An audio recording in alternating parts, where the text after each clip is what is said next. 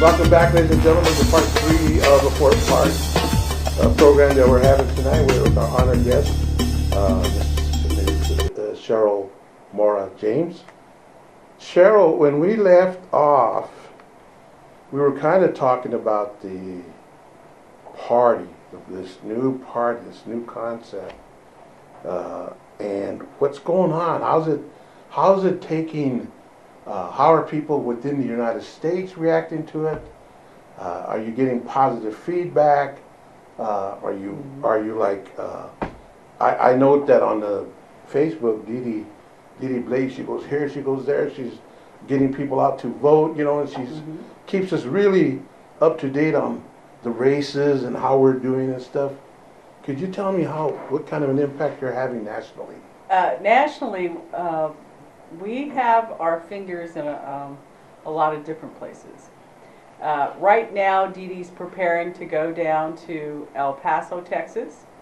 It's Let's Cruise to the Polls project. It is an outreach towards the older Chicanos and Chicanas, tapping into the old Mexican-American civil rights leaders, bringing back that fire that they had, and spreading that to the younger groups of Chicanos and Chicanas. Keep in mind that of all the Hispanics here in the United States, Mexican Americans count for 69% of that population. We are inclusive, but we are clearly Mexican, Chicanas led.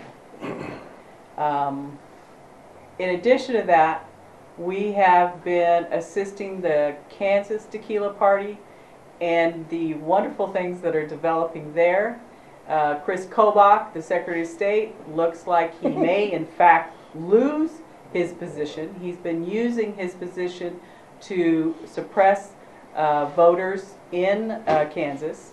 In addition to that, they have been very active in promoting the independent candidate for Senate in Kansas. And Chris Kobach, his buddy, the governor, looks like he may in fact lose his position too. So it's the chickens have come home to roost in Kansas. Their economic policies, I think, have really left a bad taste in Kansas's mouth. We have a Republican who's now a Democrat that is challenging Chris Kobach, and he's got a fight on his hands. Now, in Texas, we support soon-to-be Governor Davis and her inclusion of Latinos, Mexicans, and Chicanos that are from Texas. Her running mate is a Latina. We're very proud of that. In addition to that, as I was saying, that Dee Dee Garcia Blaze, the co-founder and co-president of Somos Independents, will be registering voters in El Paso this next week, along with our fellow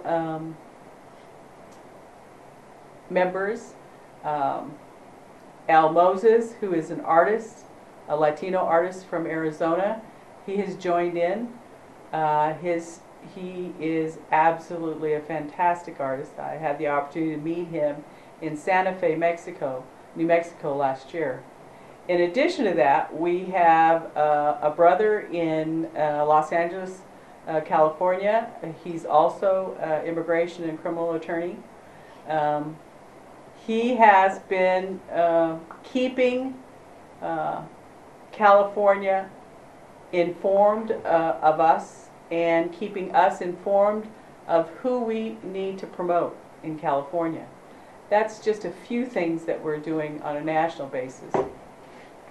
Well, how about, can you name the different states that you're located in now in terms of having people and recognized by the state as like LULAC or the American GI Forum? You now have Somos Independence. So are you 100%? 50 states, 20 states? What are you? I think we're probably about 38 states right now. Ooh, we're still working on it. That's pretty good. That's pretty good. We have New York, we have North Carolina, we have Florida, we have someone in Georgia, we have Oklahoma, Texas, New Mexico, Arizona, California, Idaho, Montana, Kansas, Colorado. Yo, it's got them all. That's pretty good. Kansas, did I say Kansas? Yeah, Colorado. Ohio, Illinois. Michigan. Minnesota. I can't remember. Dee Dee knows. Dee Dee. Well, I have tons of relatives in Michigan. Well, we need to hook Tons up. of We need relatives. to hook them up. We need a leader in Michigan. So Okay. absolutely. Well, that just sounds, you know, like I said, it's fantastic, but it's also it's part of that transition. It's just a natural thing that's happening as the United States transitions. And one of the most important components, of course, is the political arena and the fact that we have to hold our politicians accountable. And I'm with you. I just don't see where any one of the parties have the moxie. They don't have what it takes to come out and say diversity, you know, and say we got to have multiculturalism and stuff like that. They just won't say it, whether it be on the Democrat side. So they're always tentative, because historically the wedge issue has worked for them. But all of that should change now, because I don't. The one thing that I remember being involved with the Exxon administration and with Senator Zirinsky back in the 70s. The one thing that we did was we could never get enough votes to win an election outright. But man, we sure made the difference. We sure made the difference, because Zirinsky, he won by like 1,500 votes or something, and we delivered. We know we delivered the 1,500 votes, and he was so forever grateful. Exxon, I think he only won one race like 400 or 500 votes. And so now that you have, like you said, so many, the giant is there sleeping, and if you poke that giant, you wake that giant, and all of a sudden, for whatever reason, they're going to get up and vote. They're going to be something to be paid attention to. And I'm so glad that we now have a party, Somos Independence, that we can look towards, you know, to do something in this state. Now, are you planning anything like a state conference? Or I know you have your monthly meetings, but are you recruiting across the state? Yeah, currently, yeah, we absolutely. We will recruit wherever we have to go. A lot of our recruitment is one-on-one. And we're not a party, a political party. We are an organization. Talk more about that. We're not a nonprofit either. We're an independent organization, so that we can go out, educate individuals about issues, about candidates, and encourage them to vote for the candidate that will vote for us. And clearly, here in Nebraska, a lot of folks think that, oh, we don't have to worry. They don't go out to vote. Well, guess what? We're getting out people to register. And you might not see it this time, but I guarantee you, you're going to see it in 2016. It was the Hispanics that helped Obama win. We were the determining factor, and it will be the Hispanics, Latinos, Chicanos, Chicanas, I don't care what you call us. We will be the determining factor in every election nationally from now on. And as soon as we can organize people in each state, we will be the determining factor. Sheer numbers. That's the reality. No, you said you were going out to work for Sotelo.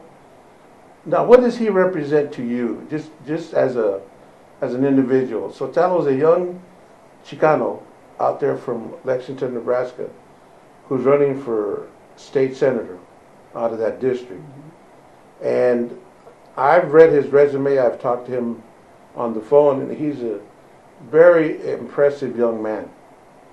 And so you're taking yourself and your, I assume, your organization with you to Lexington, and how does he fit into your own overall mission statement? He is an educator. He's concerned about our children, all of our children. He has a wonderful story himself. He's an immigrant. His family came from Chihuahua, Mexico, and benefited from the Reagan immigration reform as a U.S. citizen now. And he is our future. That's the reality of it. He's young, he's vibrant, he's educated, and he's smart. And he needs financial support. And he doesn't need that much. I would encourage anyone from any place here in Nebraska or elsewhere to contact him. Donate, whether it's 20 or 100. He is in need of finances. That's the kicker. That's the kicker. We're going to talk about that when we come back. How time flies, huh, Cheryl? It is. We'll be back in a few seconds. Back, ladies and gentlemen, to the to the fourth and last segment of today's program. You know, we split it up into 2 half-hour segments. We go out live and we do a whole hour session with some public service announcements in between. But then we also put this program in half-hour segments on channel 22, cable channel 22, which is KPAO, on Latino Chicano Perspectives, and that comes on every Tuesday night at 7 p.m. So it goes out here. And then plus we also put it on YouTube soon after this airing, so we put it in our archive so that you can also see it. So this gives us 2 14-minute segments cut, and then 2 more 14. Most people in the world are interested in the same types of things, right?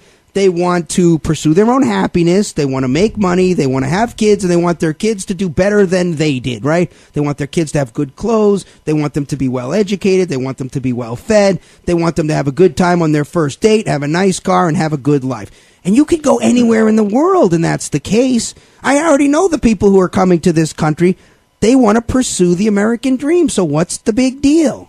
I don't know, but, you know, I don't know if you know this. To my knowledge, the only immigrants that are receiving taxpayer-funded government benefits are the Cubans via the Cuban Adjustment Act.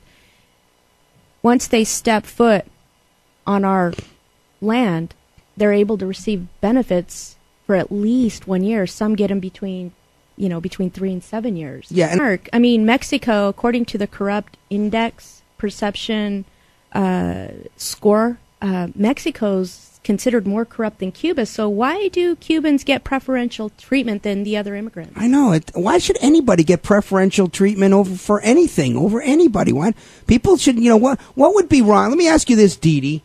Speaking for your 12,000 national members in the tequila party of this organization that you've started, what would be the problem with just saying, hey, you could come in if you like. You're welcome, as long as you're not a violent person, right? You're welcome to come to America, but you don't get anything when you get here. You get to pursue your happiness. Good luck finding a job. Good luck pursuing your happiness. We hope you make it here. Have fun. Would there be an objection from the Latino community and something like that? I don't think so. As long as we know who's here, Mark, we need to find out who's here. That's what's important for the sake of national security. Living in a post 9/11 era, we should know who's in our borders. So this makes sense. Comprehensive immigration reform makes sense. So basically, I don't think you're going to agree with this part of Barack Obama. Well, it's not even Barack. It's the Senate. It's. I'm not going to like something Barack's proposing. Is that what you're telling me? Well, it's not. Oh, it's man. not. It's the Senate. Who would it's the have Gang of guessed Eight. this? The Gang of Eight. The Gang of Eight, right? The same Gang of Eight. Okay. And Jeff Flake's part of the Gang of Eight, right? Correct. From our senator from Arizona. Right. All right, he's part of. What is the Gang of Eight working out for us? Well, it's a bipartisan effort to push for legal comprehensive immigration reform, to put these immigrants on a path to citizenship. So that's good. At least we have a policy on the table. Here's basically the problem that I have with this is it focuses only on the south border. I mean, we've got undocumented Canadians. Why are we going to be spending $3 billion on just the south border? How come these so-called people who are concerned about national security, why aren't they concerned about the entire border? So now, Shirley, thank you. We're going into our last segment here, and I know you gave a very nice talk about the power of that's going to come with our voting, and it'll be here today, tomorrow, the next day, whatever. But the national Somos Independence, along with yourself as being one of the co-founders, and I assume Tony Leja, that part of your overall and the value is the fact that you can actually, like the Chamber of Commerce, say, we're voting for this person because of these reasons. And you don't have any chains. You're not a 501c3 and all that. So now, have you done that in Nebraska? Yes, we have. We have reviewed the candidates for Senate and determined that clearly, Dominic is the one for us. Domino. And have been assisting them in Lincoln, in the Latino community. One of our other members, Sean James, will be canvassing with them in regards to Hispanic communities. Now, why is it that what was it that Domina, as opposed to Sassy or these other candidates, that made you arrive at that conclusion? Well, first of all, Domina is his own man, and that's real important to us. We do not support any or endorse any candidate that does the bidding of the super rich.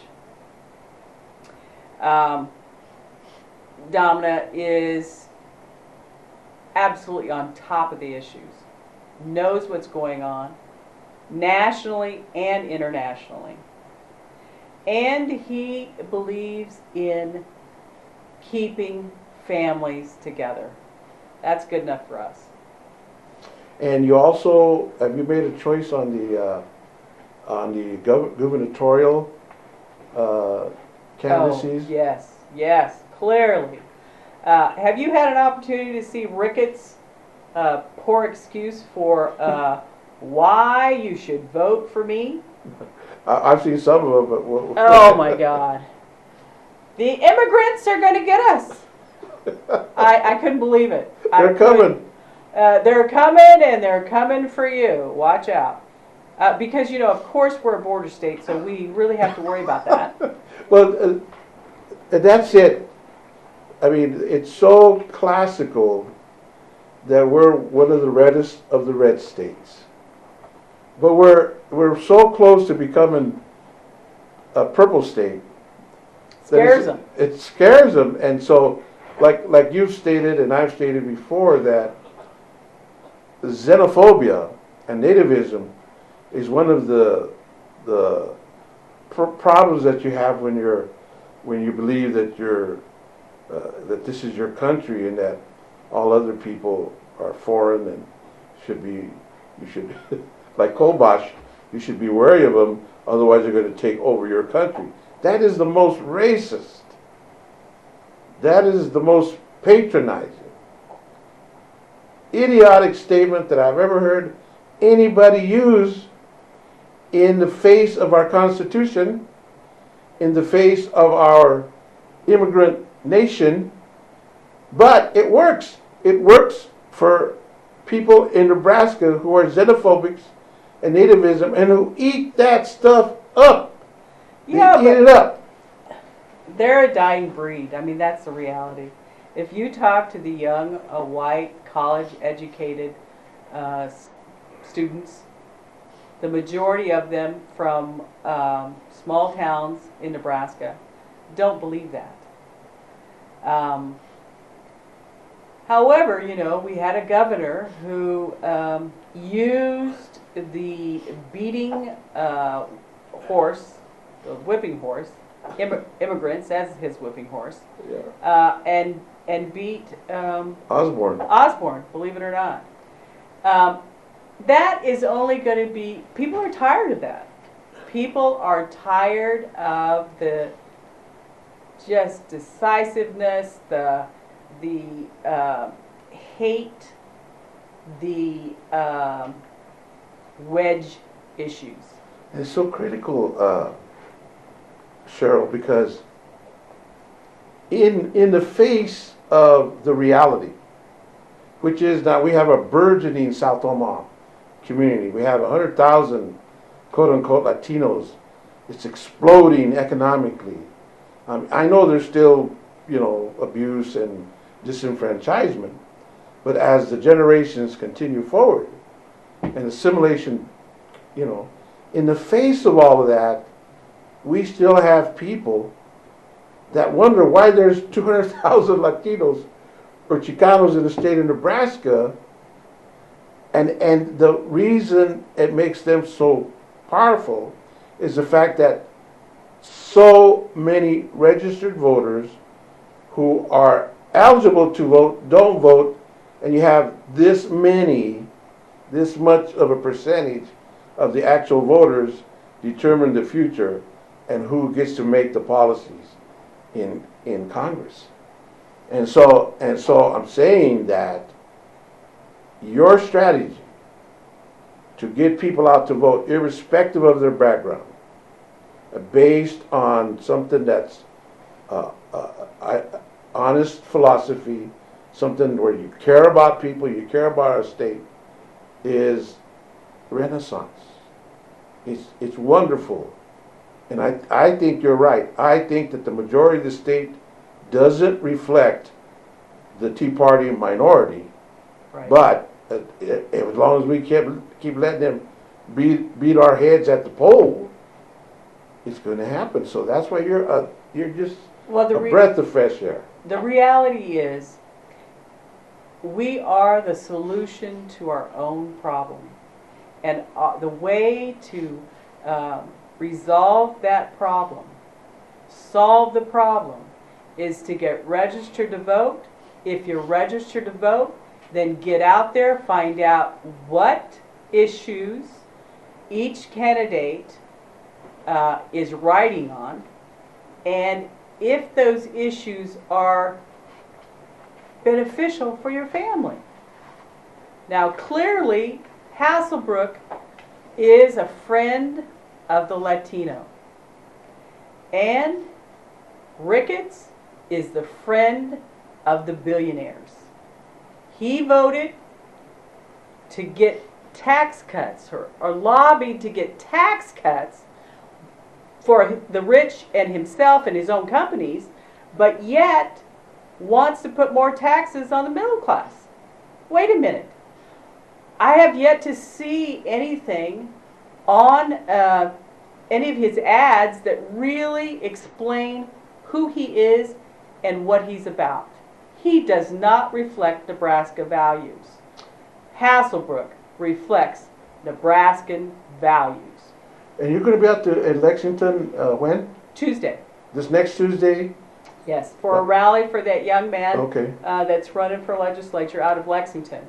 I hope everybody that can vote goes out there in Lexington, and let's show them who we are. And Tuesday would be the... Oh, that's a good question. We're going to go over a The little 23rd, bit. The September the 23rd, Okay. we're going to be out there. Well, Cheryl, thank you so much. Let me get this little plug in here. We're going to have a fundraiser for a person who's suffering from cancer. And it's going to be a benefit of Our Lady of Guadalupe in November the 8th. And yours truly, Reinaldo Cervantes, is going to be one of the performers. And that's enough to get you out there. But Shirley, thank you so much for coming and making that long trek and sharing with us your wonderful wisdom and the great things that you're doing on the state level. Thank you. And everybody, get out there, vote, show them who we are. Hasta la vista, baby. Adios.